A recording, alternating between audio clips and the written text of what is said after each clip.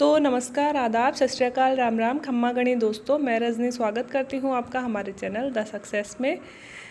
दोस्तों आज है 18 जून है। ये वीडियो आपको मिलेगा 19 जून सुबह 6 बजे और आगे से कोशिश रहेगी कि पहले की तरह हमारे वीडियो कंटिन्यू चलते रहें। और ये वीडियो है दोस्तों आज के आंसर राइटिंग पे। ये आप ही का क्वेश्चन है।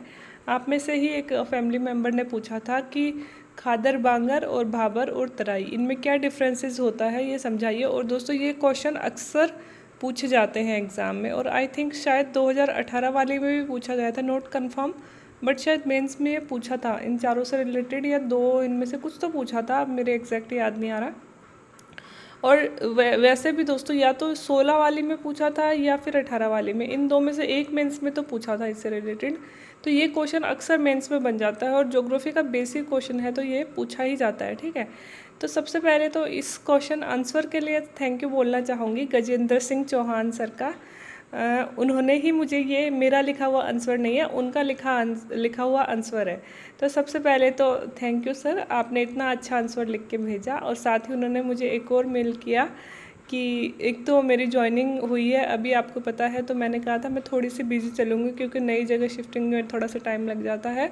और दूसरी मैंने कहा था मेरी थोड़ी सी तबीयत लो हो गई थी तो उसकी वजह से भी प्रॉब्लम हो गई थी कि बीच में 2 दिन शायद 3 दिन तो नहीं हुए, 2 दिन वीडियो नहीं आ पाए और मुझे बहुत दुख भी था उसका। तो इन्होंने जो ये मुझे आंसर लिख के भेजा, इसीलिए भेजा कि मैम आप आ नहीं पा रहे हो और मतलब मुझे पता है बिजी शेड्यूल की वजह से वीडियो बना नहीं पा रहे हो, आंसर राइटिंग नहीं करवा पा रहे हो, तो मैंने ये आंसर आपको लिख के भेजा है। तो बहुत ही शानदार आंसर राइटिंग है दोस्तों इनकी भी।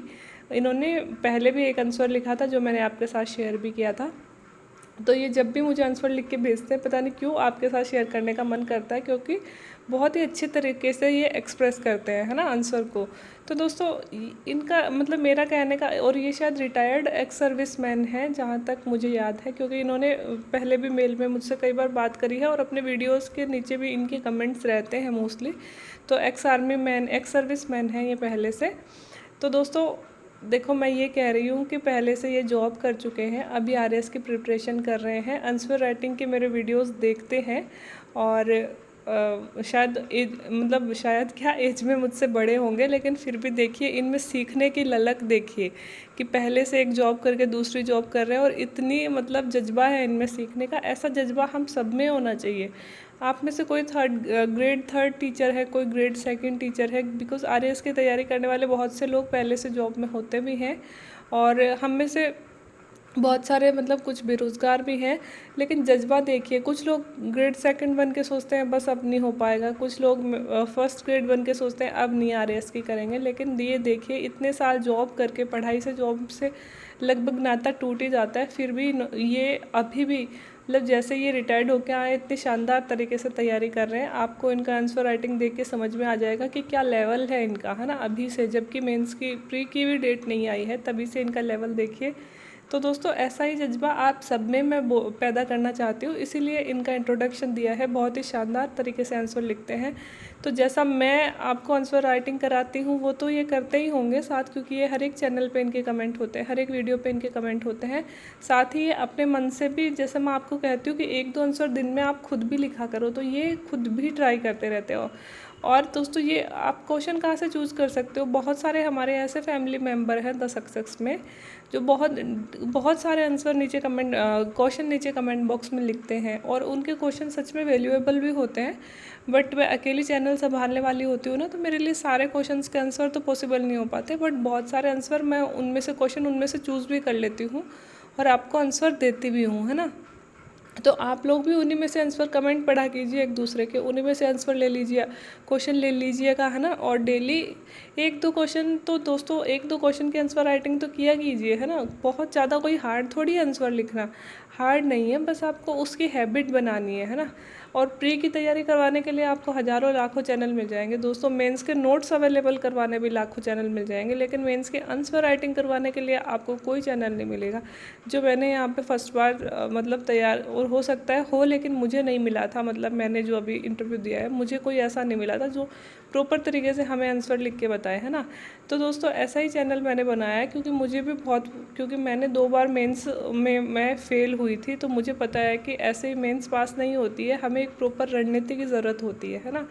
तो एक थोड़ा सा गाइडेंस आप लोगों को मिल जाए। इसके साथ ही आप लोग अगर ईमानदारी से मेहनत कर रहे हैं जैसे कि गजेंद्र सर कर रहे हैं, तो रोकने वाला कोई नहीं है इनको और आप सबको, है ना। तो दोस्तों इनका आंसर देखते हैं, आज बहुत ही अच्छा लिखा है। तो ये ज्योग्राफी की बेसिक टर्म है, देखो भाबर, तराई, खादर, बांगर और खादर, है ना, ये 4 टर्म्स है। तो जो ये है, इन्होंने जो अच्छा सा एक चित्र भी बनाया है, और आप भी बिल्कुल चित्र बनाना है, चाहे भाबर तराई पूछे, चाहे बांगर खादर पूछे, ठीक है, और चाहे चारों पूछे तो भी आपको चित्र ज़रूर बनाना है इसमें। और जैसा इन्होंने एक्सप्लेन किया है वैसा ही आप भी कर सकते हो। तो दोस्तों 100 वर्ड्स में आएगा अगर चारों पूछेंगे, है ना। 50 वर्ड्स में आएगा अगर दो दो पूछेंगे, और मोस्टली अंतर ही पूछते हैं कि भाबर और तराई में क्या अंतर है, 2 अंतर बताइए, खादर और बांगर में क्या अंतर है। और if you belongs to geography then interview में 100% चांसेस हो जाते हैं, क्योंकि अगर सामने ज्योग्राफी का पर्सन नहीं बैठा है या बैठा है तो ये बेसिक क्वेश्चन बनते हैं दोस्तों। मानसून क्या होता है, खादर क्या होता है, बांगर क्या होता है, तराई क्या होती है, ये बेसिक क्वेश्चन ज्योग्राफी से बनते हैं। और वे अपन से एक्सपेक्ट करते हैं कि अगर अपन ने 12th तक ज्योग्राफी पढ़ी है, 10th तक ज्योग्राफी पढ़ी है, तो हम ऐसे क्वेश्चंस का आंसर दे पाएँ, ठीक है। तो इसलिए दोस्तों ये क्वेश्चन इंटरव्यू के लिए भी इम्पोर्टेंट हो जाता है और एज वेल एज मेंस के लिए तो है ही, है ना। तो देखते हैं दोस्तों, देखो ये कह रहे हैं, शुरुआत इन्होंने की है कि जब नदियाँ किसी पहाड़ी और पर्वत से निकलती हैं, क्योंकि नदी का उद्गम कहाँ से होता है, या तो किसी ग्लेशियर से होता है, और ग्लेशियर कहाँ होगा, धरती पे तो होगा नहीं, किसी पर्वत की चोटी में ही होगा, है ना। तो वहाँ से जब नदियाँ निकलती हैं मतलब इसका उद्गम होता है, तो वहाँ पे तीव्र ढाल होता है, ठीक है। तीव्र ढाल मतलब जहाँ से नदी शुरू होती है वहाँ पे बहुत ज़्यादा बर्फ़ होगी ना, बहुत ज़्यादा पानी होगा, तभी तो नदी निकलेगी। तो निकलेगी तो वहाँ पे उसका ढाल जो होता है बहुत तीखा होता है, बहुत तेज़ गति से बहती है ना। और वहाँ नदियों की गति भी तीव्र होती है ऑफ कोर्स, है ना, क्योंकि जितना ज़्यादा पानी होगा गति उतनी ही ज़्यादा तेज़ होगी। और नदियों का सबसे ज़्यादा अपर्दन और कटाव और ढाल वाले क्षेत्र होते हैं। तो आपको पता होगा अपर्दन क्या होता है। अपर्दन होता है नदी जब बहुत तेज़ गति के साथ बहती है तो चट्टानों को और इनको अपने साथ जो काट काट के बहाती रहती है ना, जो नदी में गाद बनती है वो अपर्दन से ही बनती है। तो ये काट काट के अपने साथ की चट्टानों को बहाना अपर्दन कहलाता है, ठीक है। तो दोस्तों जहाँ पे नदी में पानी ज़्यादा होगा, जहाँ पे ढाल तेज़ होगा, है ना, जहाँ पे तीव्र बहाव होगा, वहाँ पे तो ऑफ कोर्स अपर्दन और कटाव ज़्यादा होगा। क्योंकि देखो एक तो ऐसे नदी है जो हमारे हिमालय पर्वत से यहाँ से निकल के आ रही है, यहाँ से निकल के आ रही है, इससे कितनी तेज़ बहेगी, है ना, पहाड़ की चोटी में से गिर रही है। और एक नदी है जो यहाँ पे थोड़ी सी बारिश से कोई तालाब सा भर गया, उसमें से निकल रही है, मैदान है, कोई बहाव ढाल और ना कोई इतना पानी है, तो इसमें से बहेगी। तो इसमें थोड़ी इतना ढाल होगा, ये तो धीरे धीरे बहती रहेगी, है ना। तो ये हो गया, है ना। तो आप समझ सकते हो कि जितनी ज़्यादा तीव्र गति से बहेगी, ढाल से बहेगी, उतना ही ज़्यादा अपर्दन और कटाव उसमें ज़्यादा होगा।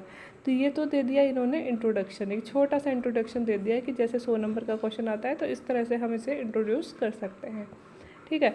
अब सबसे पहले इन्होंने समझाया है भाबर, कि भाबर क्या होता है। तो दोस्तों जब नदियाँ पर्वत से जब नदी नीचे उतरती है तो मैदानी भागों में प्रवेश करती है। ऑफ कोर्स ये पर्वत है, और पर्वत से उतरकर कहाँ आएगी, ये मैदान ही तो होता है पर्वत के नीचे, है ना, थोड़ा ढाल होता है, फिर सिंपल सा होता जाता है। तो नदी यहाँ से उतरकर यहाँ आएगी, मैदान में आएगी, है ना। तो मैदान में प्रवेश करती है नदी पर्वत से उतरकर, ठीक है। तो नदी मैदान में प्रवेश करती है ना। तब मैदान समतल होने के कारण नदी की गति कम हो जाती है।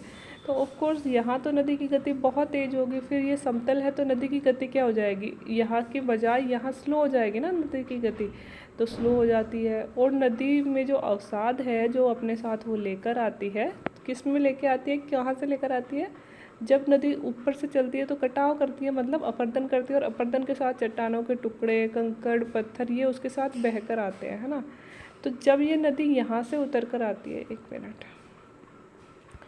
जब ये नदी यहाँ से उतर कर आती है और यहाँ के मुकाबले जब दोस्तों यहाँ आएगी, तो इसका जो ये कंकर पत्थर यहाँ से लेके आई है, ये क्या हो जाएंगे, ये यहाँ पे जमा होने लगेंगे, है ना, होंगे ना, क्योंकि यहाँ पे गति कम हो गई, यहाँ के मुकाबले यहाँ बहुत ज़्यादा थी और यहाँ पे कम हो गई, तो यहाँ से मतलब इकट्ठे होने स्टार्ट हो जाएंगे।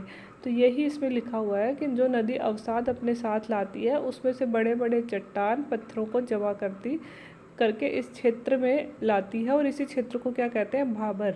यह नदी इन अवसादों के नीचे से बहने लगती है जो लगभग 10 से 15 किलोमीटर तक विस्तृत होता है। बस दोस्तों यही इन्होंने इस चित्र के द्वारा समझाने की कोशिश की है। देखिए ये मान लीजिए एक पहाड़ है, ठीक है, ये पहाड़ है, ये पहाड़ का ढाल है, यहाँ से नदी उतर रही है, ठीक है। यहाँ पे ढाल बहुत तेज़ है तो नदी बहुत तेज़ गति से आ रही है। अब जितनी तेज़ बहेगी अपर्दन भी करेगी, ठीक है। तो अपर्दित जो पदार्थ है वो यहाँ लाके जमा कर देगी। तो यहाँ दोस्तों मोटे मोटे कंकड़ पत्थर ये जमा हो जाएंगे, है ना। अब ये इतनी ज़्यादा संख्या में है, क्यों, क्योंकि वो पर्वत को काट के लाई है पूरा, है ना। तो ये इतनी ज़्यादा संख्या में है कि जो नदी का पानी है ना वो ऊपर दिखेगा ही नहीं, वो ऊपर तो ऐसे दलदल जैसा दिखेगा और नदी इसके नीचे बहने लगेगी, है ना। तो वो ही कंकड़ पत्थर युक्त क्षेत्र जो नदी अपने साथ बहा के लाती है, तो ऊपर कंकड़ पत्थर होते हैं और धरती के नीचे नीचे से पानी दलदली सा एक एरिया बन जाता है, जिसे क्या कहते हैं, भाबर कहते हैं, ठीक है। समझ में आ गया होगा। यही इन्होंने मैप से बनाने की कोशिश की है।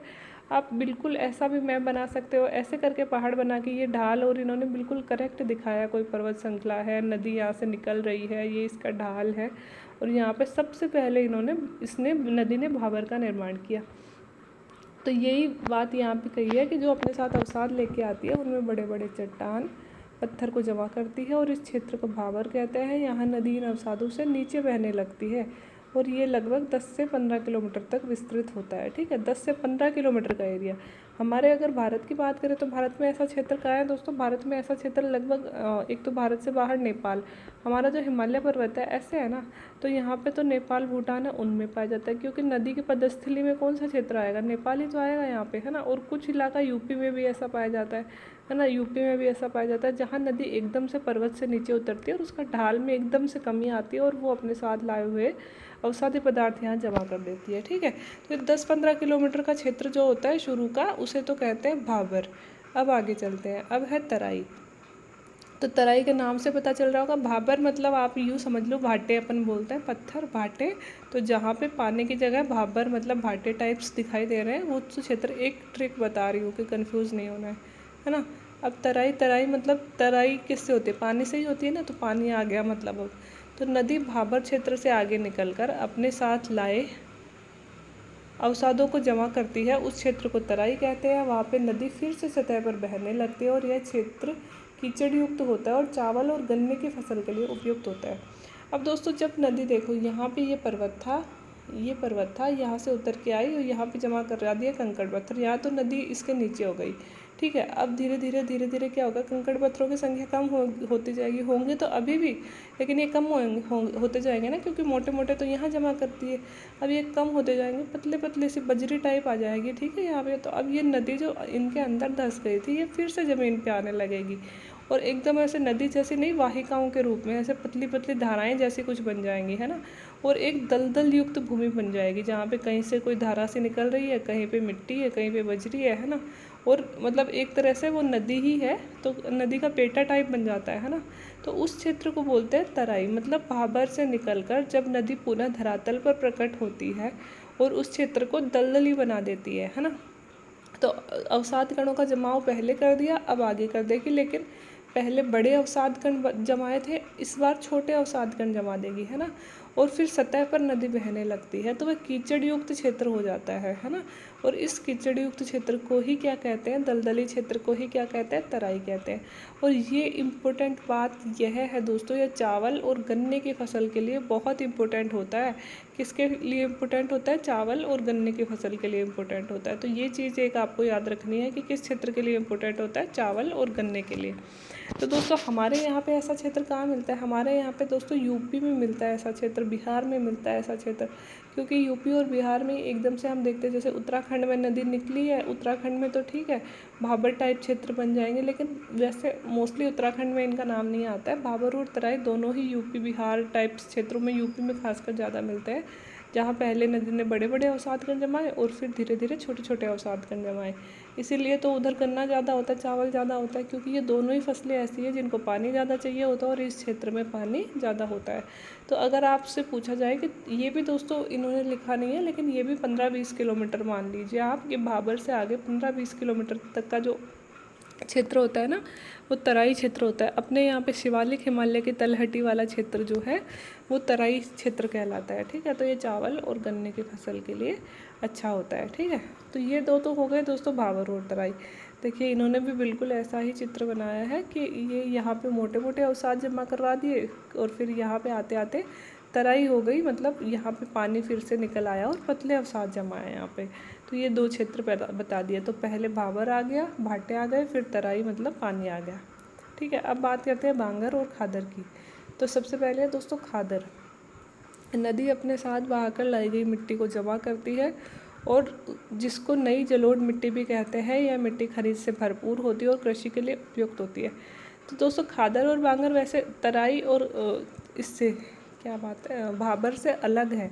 देखो खादर सिंपल सी बात है, खादर वो है जहाँ पे प्रतिवर्ष बाढ़ की नई मिट्टी आ जाती है। मतलब बाढ़ की नई मिट्टी कब आएगी, जब नदी में बाढ़ आएगी, और बाढ़ आएगी तो नदी प्रतिवर्ष वहाँ पे नई मिट्टी बिछा देती है, उसे तो कहते हैं खादर। ठीक है, अब दूसरा बांगर दोस्तों वो है जहाँ प्रतिवर्ष क्या होता है कि बाढ़ की नई मिट्टी नहीं आ पाती है, प्रतिवर्ष वहाँ बाढ़ नहीं पहुँचती है, नदी का पानी नहीं पहुँचता है और वहाँ पुरानी मिट्टी रहती है। तो यही उन्होंने खादर में लिखा है कि नदी अपने साथ बहाकर जो मिट्टी लाती है ना, मिट्टी लाती है वो प्रतिवर्ष वहाँ जमा करती है, हर साल 2 साल में वहाँ पे जमा करती है। तो इसे नई जलोढ़ मिट्टी भी, नदी के साथ में जो मिट्टी आती है उसे जलोढ़ मिट्टी कहते हैं दोस्तों, है ना, उसे जलोढ़ मिट्टी भी कहते हैं। और ये बहुत उपजाऊ होती है, इसमें चावल की फसल बहुत शानदार होती है और खनिजों से भी भरपूर होती है और यह कृषि के लिए बहुत उपयुक्त है। तो अपने यूपी बिहार में यही वाली मिट्टी पाई जाती है दोस्तों, क्योंकि वहाँ पे ही तो हिमालय से निकलने वाली नदियाँ आती हैं और वहाँ पे ही प्रतिवर्ष बाढ़ की नई मिट्टी आती है ना। तो ये मिट्टी, क्योंकि दोस्तों एक तो वो मिट्टी है जिसमें हम हर साल फसलें उगाए जा रहे हैं, तो ऑफ कोर्स ये बात है कि उस मिट्टी के जो पोषक तत्व वो ख़त्म होते जाएंगे, है ना। और एक ये मिट्टी है कि इस बार फसल उगा ली, फिर से नई मिट्टी आ गई, फिर फसल उगा ली, फिर से नई मिट्टी आ गई, तो ऑफ कोर्स वो ज़्यादा उपजाऊ होगी ही ना पुरानी मिट्टी की तुलना में। और ऊपर से इसमें बहुत सारे पोषक तत्व भी आते हैं, है ना। तो ये मिट्टी बहुत उपजाऊ होती है, इसीलिए दोस्तों हमारा यूपी अन्न भंडार कहलाता है, क्योंकि वहाँ पे इतनी अच्छी मिट्टी है, नदियाँ हैं, है ना। तो इसलिए वहाँ पे फसल बहुत अच्छी हो जाती है। तो खादर का चित्र भी उन्होंने इस तरह से ही बनाया है कि देखो ये जो नदी थी यहाँ से आ रही थी, पहले इसने भाबर बनाया, फिर इसने तराई बनाया, फिर एक ऐसा क्षेत्र है कि वो तराई से आगे निकल कर यहाँ तक वही पानी पहुँच रहा है हर साल, नदी के बाढ़ का पानी। तो जब पानी पहुँचेगा तो मिट्टी भी आएगी, तो यहाँ तक इसकी मिट्टी आ रही है। तो इस क्षेत्र को इन्होंने बताया है बांगर क्षेत्र। ठीक है, तो ये बांगर हो गया। अब दोस्तों बात करते हैं खादर की। खादर क्षेत्र हो गया जहाँ प्रतिवर्ष नई मिट्टी आ रही है, वो हो गया खादर। अब बात करते हैं बांगर क्षेत्र की। नदी द्वारा बनाए गए खादर क्षेत्रों में ज़्यादा जमाव होने के कारण अधिक ऊंचाई हो जाती है और नदी अपना बहाव क्षेत्र बदल लेती है और यह पुरानी जलोढ़ मिट्टी के रूप में भी जाना जाता है। यहाँ वर्षों तक नदी का पानी नहीं पहुँच पाता और मिट्टी भी धीरे धीरे अनुपजाऊ होने लगती है। अब दोस्तों होता क्या है कि जो खादर क्षेत्र है वहाँ प्रतिवर्ष बाढ़ की नई मिट्टी आ रही है, ये हमने पढ़ लिया। अब बांगर क्षेत्र क्या होता है, धीरे धीरे मिट्टी आने से वो मिट्टी के जमाव से वो ऊंचे हो जाते हैं, तो अब मिट्टी इस बार जो नदी है वो यहाँ तक ही आ रही है, यहाँ पहुँच नहीं पाई, है ना। फिर यहाँ तक का क्षेत्र ऊंचा हो गया, इस बार यहाँ ही आ रही है, यहाँ पहुँच नहीं पाई। तो क्या होता है कि ऊंचे क्षेत्रों में नदी पहुँच नहीं पाती है और धीरे धीरे नदी क्या होती है अपना बहाव ही चेंज कर लेती है। पहले नदी ऐसे बह रही थी, अब नदी ऐसे बहने लग जाएगी। क्यों यहाँ पे मिट्टी ज़्यादा हो गई, है ना। तो ये जो मिट्टी बच गई दोस्तों, ये है तो जलोढ़ मिट्टी, लेकिन ये पुरानी जलोढ़ मिट्टी है। अब यहाँ पे प्रतिवर्ष बाढ़ की नई मिट्टी नहीं आ रही है ना।